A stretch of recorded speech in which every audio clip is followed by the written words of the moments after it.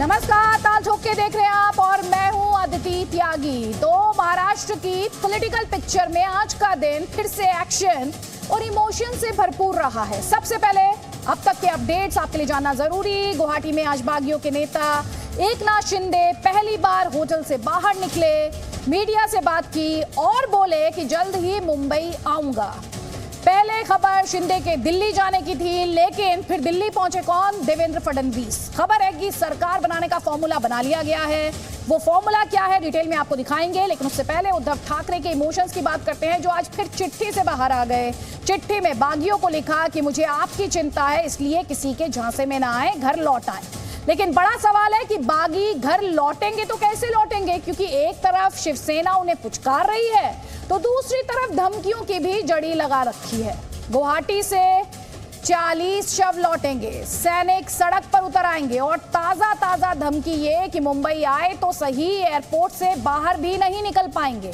तो क्या अपनों पर ही ठोकशाही दिखाकर सत्ता बचा पाएंगे उद्धव ठाकरे? ये अपने आप में एक बड़ा सवाल है। और क्या ये धमकियां सत्ता के गेम में हार की निशानी तो नहीं है? इसी से जुड़ा हुआ हमारा आज का पोल क्वेश्चन है कि उद्धव गुट हार के डर से बागियों को धमका रहा है।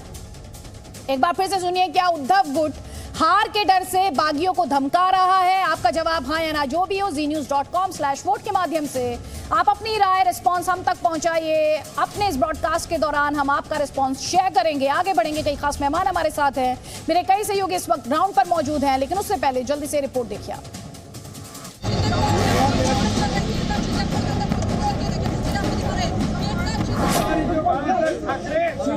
की जो बात है हम लोग आगे ले जा रहे हैं और शिवसेना में को आगे ले जा रहे हैं और इसमें कोई भी शंका की बात नहीं है।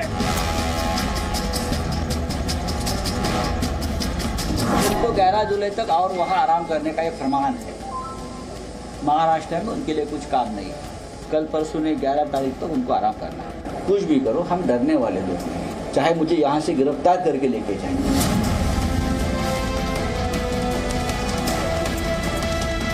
अगर महाराष्ट्र में होते तो कौन से भी बिल से महाराष्ट्र की पुलिस उनको पकड़ के घसीट के ले आती। मुंबई में आना होगा, उनको एयरपोर्ट से बाहर निकलने नहीं दिया जाएगा।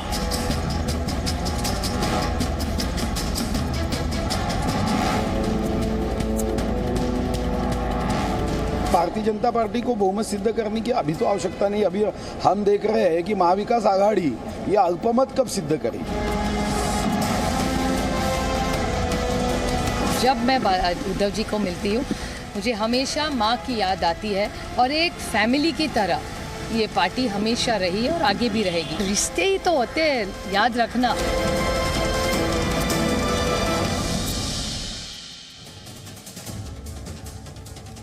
तो लोकतंत्र के लिहाज से बड़ा अजीब सा वाकया है। जिस नेता को महाराष्ट्र के मुख्यमंत्री की कुर्सी चाहिए, जो अपने साथ संख्या बल होने का दावा कर रहा है, वो मुंबई होने से ही चक रहा है। तोड़ो फोड़ो, ठोको पीटो, ये शिवसेना की राजनीति का पैटर्न लगता है। लेकिन अब बागी शिव सैनिकों को इसी से डर भी लग रहा है।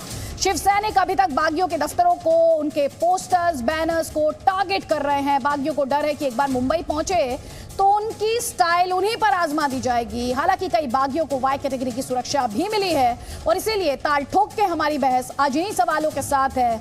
क्या शिंदे या फिर बागी विधायक घर आएंगे तो ठोके जाएंगे? जिस ठोकशाही के लिए शिवसेना को जाना जाता था, बाला साहेब की शिवसेना को, क्या उसी से आज शिव सैनिकों को डर लग रहा है? बागियों को मुंबई में क्या खतरा है? क्योंकि आप लगातार अगर जी न्यूज देख रहे हैं तो जो भी बागी विधायक आए हैं उन्होंने अपनी जान को खतरा बताया। मुंबई में सुरक्षा को लेकर सवाल खड़े किए हैं अपने और अपने परिवार के। फ्लोर के पहले फसाद से फैसला होगा क्या? ये ठोकशाही, ये धमकी, ये डराना धमकाना, डंडे रॉड और धमकी से क्या कुर्सी बचा पाएंगे उद्धव ठाकरे? ये वो सवाल है जिस पर हर किसी की निगाहें। और वही ठोकशाही से क्या सरकार बच सकती है? ये सवाल बहुत ज्यादा अहम हो जाते हैं। हमारे साथ सीनियर एडवोकेट उज्जवल निकम जी हैं। उज्जवल निकम जी, सबसे पहले तो इस समय जो महाराष्ट्र में सिचुएशन है, क्राइसिस है, उसे किस तरह से उसमें समाधान निकल सकता है? क्या क्या पॉसिबिलिटीज हैं इस वक्त राज्यपाल के लिहाज से बात की जाए, उनके बारे में बताइए।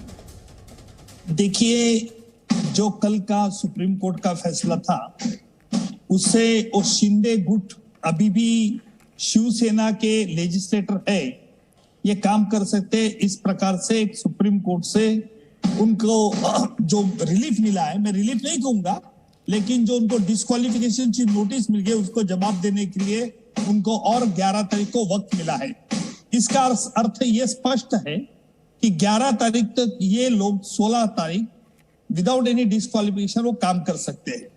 अब सवाल ये है कि जो शिंदे गुट कह रहा है कि हमने शिवसेना छोड़ी नहीं, उद्धव जी आज भी हमारे सुप्रीमो हैं, हम शिवसेना में हैं, लेकिन जहां तक शिवसेना का कहना है कि वो बागी लोग हैं, उनको शिवसेना से हटाल दिया है। ये कॉन्फ्लिक्टिंग इश्यू जरूर है, लेकिन अभी ये देखना है कि जब तक गवर्नर के पास कोई जाता नहीं है तब तक ये कोई सरकार माइनॉरिटी में है क्या नहीं, ये तय नहीं हो सकता। और इसीलिए मुझे लगता है कि सरकार मेजॉरिटी में क्या माइनॉरिटी में, इसका फैसला असेंबली में ही हो सकता है, बाहर नहीं हो सकता। और इस सब के बीच सोनिया गांधी ने उद्धव ठाकरे से बात की है। ये बड़ी खबर हम आपको बता रहे हैं। ये बातचीत सोनिया गांधी और उद्धव ठाकरे के बीच, सीएम उद्धव ठाकरे के बीच टेलीफोन पर हुई है।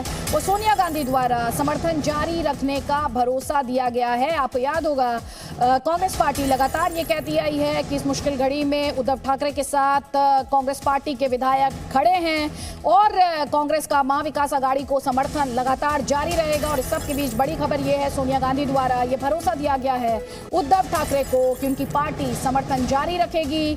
हर संभव मदद का भरोसा कांग्रेस पार्टी द्वारा दिया गया है। सोनिया गांधी और उद्धव ठाकरे, सीएम उद्धव ठाकरे के बीच टेलीफोनिक कॉन्वर्सेशन, जिसमें सोनिया गांधी द्वारा समर्थन जारी रखने का भरोसा दिया गया है उद्धव ठाकरे को। मेरे कई सहयोगी इस वक्त हमारे साथ हैं।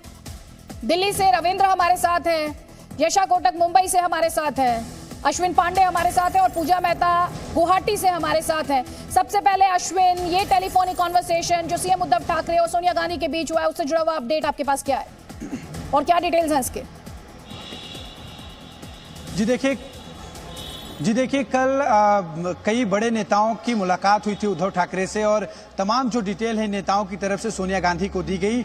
और अब सोनिया गांधी और उद्धव ठाकरे की बातचीत हुई है, जिसमें सोनिया गांधी ने जो स्थिति उनके नेताओं द्वारा बताई गई थी उन तमाम बातों को लेकर फोन पे चर्चा हुई। और इसके बाद सोनिया गांधी की तरफ से आश्वासन दिया गया कि कांग्रेस पार्टी आपके साथ जो है पूरी तरह से खड़ी है, उनका समर्थन आपके साथ बरकरार रहेगा।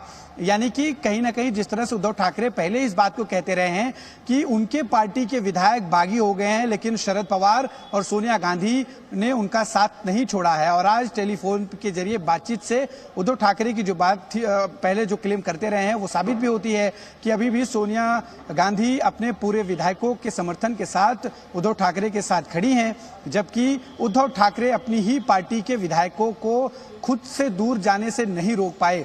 उनके 39 विधायक इस बार जल्दी से एक अपडेट रविंद्र कुमार आपसे चाहेंगे। दिल्ली में आज हर किसी की निगाहें टिकी हुई हैं, बीजेपी और शिंदे ग्रुप के अलायंस की बात की जा रही है। आपके पास क्या है बड़ी खबर, बताइए हमारे दर्शकों को।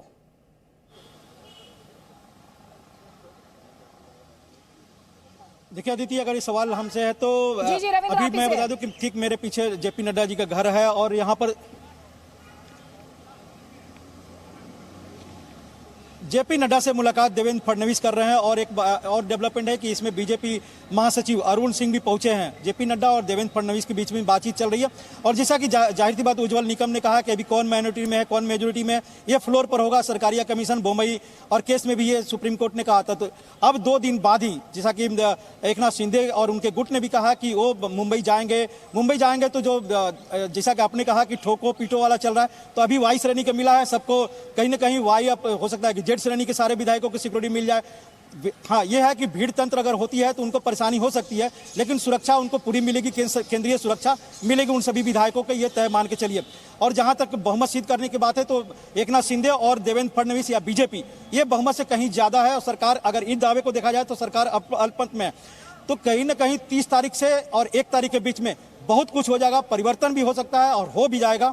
और जो फार्मूला है वो लगभग तय है। जो सूत्रों से जानकारी मिल रही है कि देवेंद्र फडणवीस मुख्यमंत्री, उप मुख्यमंत्री एकनाथ शिंदे और जो एकनाथ शिंदे के करीबी हैं उनको मंत्री बनाया जाएगा। वो 1 दर्जन से ज्यादा मंत्री होंगे। हाँ, विभाग उनको भी मनचाही विभाग दिया जाएगा, क्योंकि बीजेपी की रणनीति यही है कि शिवसेना को पूरी तरह से खत्म किया जाए। शिवसेना रहे, उद्धव ठाकरे माइनस शिवसेना रहे, ओरिजिनल शिवसेना एकनाथ शिंदे के साथ दिखे, उनके साथ जो लोग हैं उनको मजबूती दिया जाए, जमीन पर भी और पद में भी। तो इंपॉर्टेंट इन्फॉर्मेशन रविंद्र यहाँ पर दे रहे हैं। ब्रह्म प्रकाश दुबे भी हमारे साथ हैं। ब्रह्म प्रकाश दुबे, क्या फॉर्मूला है? अलायंस की बात तो की जा रही है शिंदे गुट और बीजेपी के बीच, इस तरह के दावे किए जा रहे हैं, लेकिन फॉर्मूला क्या है?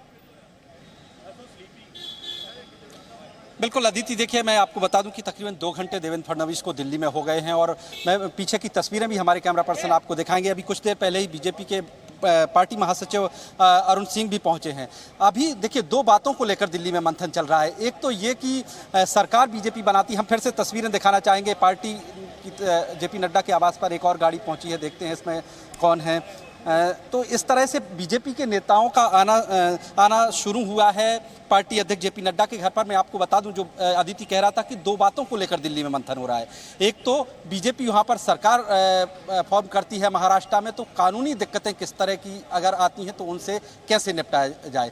दूसरा, राजनीतिक रूप से कि एकनाथ शिंदे के साथ पार्टी सरकार बनाती है तो सरकार का, जैसे रविंदर बता रहे थे कि लगभग चीज़ें तय हैं, तो ये माना जा रहा है कि पहले से देवेंद्र फडणवीस पार्टी नेताओं से चर्चा कर रहे तो चीज़ें लगभग तय हैं। लेकिन उन चीज़ों को फाइनल करने के लिए आज देवेंद्र फडणवीस दिल्ली पहुंचे हैं और जेपी नड्डा के आवास पर अभी कुछ देर पहले पहुंचे हैं। माना यही जा रहा है कि पार्टी अध्यक्ष की तरफ से इस पर फाइनल हरी झंडी लेने के बाद बीजेपी औपचारिक तौर पर आगे दावा पेश हरी झंडी कब तक मिल सकती है? कब तक हम बीजेपी और जो शिंदे गुट के अलायंस की बात की जा रही है, इसके औपचारिक ऐलान के बारे में सुनेंगे डिटेल में। अभी रविंद्र से जानेंगे, लेकिन इसी बीच जो बड़ी खबर है, मुंबई पुलिस कमिश्नर की अहम बैठक जारी है। शिवसेना के विधायकों के साथ ये बैठक हो रही है। शिवसेना एमएलए के बाद बीजेपी विधायकों के साथ बैठक है।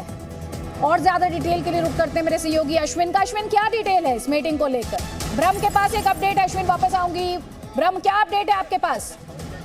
हम आपको कुछ तस्वीरें दिखा रहे हैं जेपी नड्डा के आवास के अंदर की। शायद देवेंद्र फडणवीस निकल रहे हैं, दूसरे पार्टी के नेता पहुंच रहे हैं। अभी देखिए तस्वीरों में आपको पता चलेगा कि पार्टी अध्यक्ष जेपी नड्डा के आवास पर लगता है दूसरे गेट की तरफ से कुछ बीजेपी नेता पहुंचे हैं और एक गाड़ी आगे गेट की तरफ आ रही है। ये इस गाड़ी में कौन है हम आपको बताते हैं, क्योंकि देवेंद्र फडणवीस कुछ देर पहले इस गाड़ी में आए थे और ये तस्वीरों में देवेंद्र फडणवीस निकल रहे हैं जेपी नड्डा के आवास से। ये तस्वीरें देखी जा सकती हैं। यहाँ से अभी तकरीबन आवास पर 25 से 30 मिनट रहे हैं देवेंद्र फडणवीस। जब यहाँ पर आए थे उसके बाद पार्टी महासचिव अरुण सिंह आए थे और देखिए अब उनकी गाड़ी निकल गई है यहाँ पर। और पार्टी के हो सकता है कि गृह मंत्री अमित शाह के पास दोबारा जाएं या पार्टी के दूसरे नेताओं के पास जाएं या फिर जो वकीलों के साथ जो है सीनियर वकीलों के साथ जो कानूनी राय लेनी थी, मशवरा लेना था, वो करें। लेकिन तकरीबन 25 से 30 मिनट की मुलाकात के बाद देवेंद्र फडणवीस पार्टी अध्यक्ष जेपी नड्डा के आवास से निकले हैं और पार्टी महासचिव हालांकि अरुण सिंह अभी आवास पर ही मौजूद हैं। एक और बड़ी खबर जो थोड़ी देर पहले हमने आपको बताई, मुंबई पुलिस कमिश्नर के बहुत अहम मीटिंग चल रही है बीजेपी एमएलएज और शिवसेना एमएलएज के साथ। ये बैठक, मेरे सहयोगी अश्विन हमारे साथ है। अश्विन, क्या है इस मीटिंग का एजेंडा?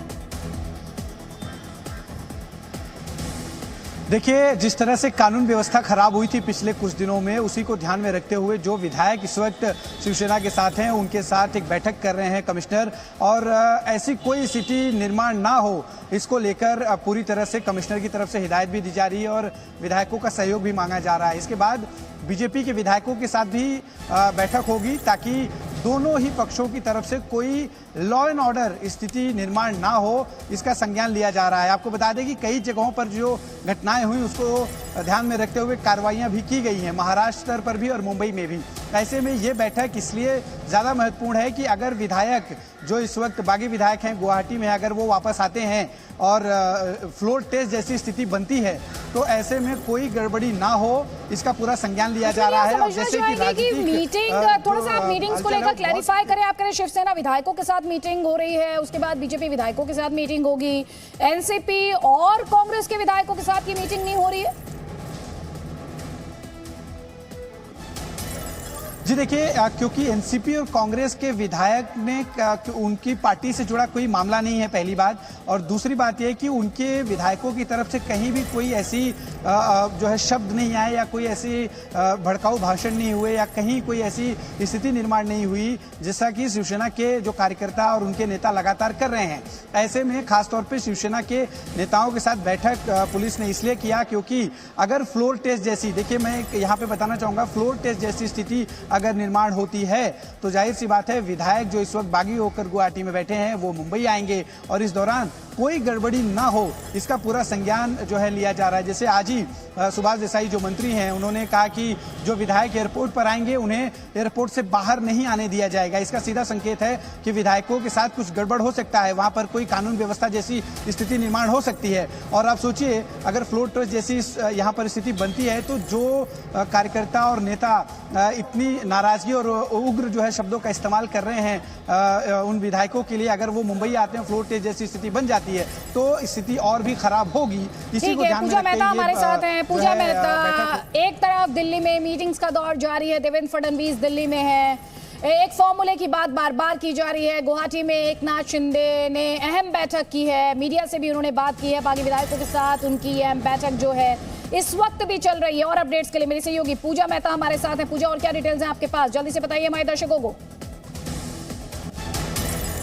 अदिति, आपको बता दें 22 जून को एकनाथ शिंदे और जो बागी शिवसेना विधायकों का गठ है वो यहाँ पर आकर पहुंचा था और उसके बाद पिछले 7 दिनों में एक बार भी एकनाथ शिंदे मीडिया के समक्ष नहीं आए थे और जितना भी बयान उन्होंने जारी किया वो सोशल मीडिया के माध्यम से किया। लेकिन आज मीडिया के समक्ष आते हुए उन्होंने 2 चीजें की। एक तो ये उन्होंने कह दिया कि वो बागी विधायकों के साथ वो खुद गुवाहाटी के उस होटल में मौजूद है और दूसरा उनके बॉडी लैंग्वेज से, और उन्होंने जो बयान रखा है उसे साफ कर दिया है कि चाहे जितनी भी चुनौती दे संजय राउत और साथ ही उद्धव ठाकरे, लेकिन सरकार वो जरूर बनाएंगे। और ये भी कह दिया कि बहुत जल्द वो मुंबई भी जाएंगे और दिल्ली जाने की खबरों को जो है खारिज कर दिया। उसके बाद एकनाथ शिंदे अंदर जाते होटल में और जो तमाम बागी विधायक है उनसे फिर एक बार बात करते हैं। हालांकि बीजेपी सामने आकर नहीं बात कर रही है इस बारे में, लेकिन बैकडोर कॉन्वर्सेशन जरूर शुरू हो गया है एकनाथ शिंदे के गुट के साथ और लगातार जो है संपर्क में है, क्योंकि अब मिनिस्ट्रीज भी डिस्कस हो रही है कि इसको कौन सा पोर्टफोलियो दिया जाएगा, कितनी मिनिस्टेरियल पोस्ट दी जाएगी। तो कुल मिलाकर जो है आज तमाम चुनौतियों के बावजूद जो है एकनाथ शिंदे ने उद्धव ठाकरे को ये साफ कर दिया कि वो बेहद कंफर्टेबल है। अपनी बॉडी लैंग्वेज से भी ये दिखा दिया कि सरकार बनाने का सफर जो है वो जरूर तय करेंगे और मुंबई जो है वो जरूर जाएंगे बहुत जल्द। मेरी सहयोगी यशा कोटक भी हमारे साथ है। यशा, हम देख रहे हैं लगातार मीटिंग्स का दौर जारी है, शिंदे गुट मीटिंग कर रहा है, देवेंद्र फडणवीस दिल्ली में मीटिंग कर रहे हैं, उधर शिवसेना के विधायकों के साथ पुलिस कमिश्नर जो हैं वो मीटिंग कर रहे हैं, और साथ ही ये जो ठोकशाही, जो बाला साहेब के टाइम में जिस ठोकशाही का जिक्र किया जाता था, ऐसा लग रहा है कि जो मौजूदा उद्धव गुट है, उद्धव गुट उसी ठोकशाही पर आगे बढ़ रहा है। जी दीदी, आप सही कह रहे हैं, क्योंकि हमने देखा था कि इसके पहले जो है जो भी मैसेजेस आ रहे थे या उद्धव ठाकरे के द्वारा या उनका जो पक्ष है उसके द्वारा, वहां पे वो ऐसी कोशिश कर रहे थे कि गुवाहाटी में जितने विधायक फंसे हुए हैं उन्हें वापस लाए। लेकिन जब उन्हें ये समझ में आया कि जो विधायक है वो उन्हें छोड़ के गुवाहाटी जा रहे, क्योंकि हम देख रहे थे कि पिछले कुछ दिनों से एकनाथ शिंदे का जो पक्ष है वो काफी स्ट्रॉन्ग हो रहा था, जिसके चलते जो है उनके यहाँ के विधायक भी जो है गुवाहाटी की तरफ निकले थे। तो उसके बाद उन्होंने ये ठोकशाही, जैसे हमने देखा था ये बाला साहेब ठाकरे के समय में देखा जा रहा था, लेकिन अब जो है हमने देखा फिर भले आदित्य ठाकरे की स्पीच हो या फिर सुभाष देसाई की स्पीच हो, ऐसा बार बार कहा जा रहा था कि वो गुवाहाटी कितना टाइम रहेंगे और चौपाटी तो आना पड़ेगा। यहाँ तक कि जितने भी समर्थक है शिवसेना के, उन्हें ये कहा जा रहा था कि क्योंकि ये जो गुवाहाटी से विधायक वापस आएंगे उन्हें वापस आते हुए वकोला और जो आगे के रास्ता यानी कि फिर वो वर्ली हो या बाइकला हो वहीं से गुजरना होगा। तो इसके चलते जो विधायक जो अभी भी बचे हुए हैं यहाँ पे और जो शिव सैनिक बचे, उन्हें ये कहा जा रहा है कि जब विधायक वापस आए तो उन्हें रास्तों पर उतरना है। यहाँ तक कि ये भी कहा जा रहा था कि कलीना का जो बैक गेट है, जहाँ से जो वीआईपी मूवमेंट होता है, वहाँ पे जो सपोर्टर्स है उन्हें भी जमा होना होगा जब विधायक आएंगे।